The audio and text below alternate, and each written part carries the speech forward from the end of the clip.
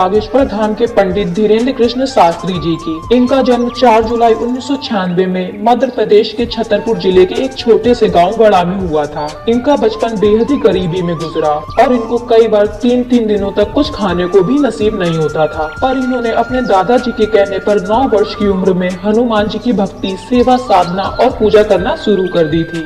और कहते हैं इसी साधना का उन पर ऐसा असर हुआ कि बालाजी की कृपा से उन्हें कई सिद्धियां प्राप्त हुई और उन्हीं सिद्धियों का असर आज उनके द्वारा लगाए जाने वाले दरबार में भी दिखता है। जी हाँ दोस्तों, दरअसल शास्त्री जी हर मंगलवार और शनिवार को एक दिव्य दरबार लगाते हैं जिसमें वो किसी भी इंसान के कष्टों को उसके उपाय सहित बता देते हैं, और वो भी बिल्कुल सच। जी हाँ दोस्तों, जब भी कोई पंडित धीरेन्द्र कृष्ण शास्त्री जी द्वारा लगाए गए दरबार में अपनी समस्याओं को लेकर आता है तो शास्त्री जी बिना किसी से कुछ पूछे हुए एक कागज पर उसकी समस्या और उसके उपाय लिख देते हैं। और जब वही लोग शास्त्री जी द्वारा लिखे गए पर्चे को पढ़ते हैं तो वो पूरी तरह से हैरान हो जाते हैं कि आखिर बिना कुछ बताए ही महाराज जी ने सब कुछ सही सही कैसे लिख दिया।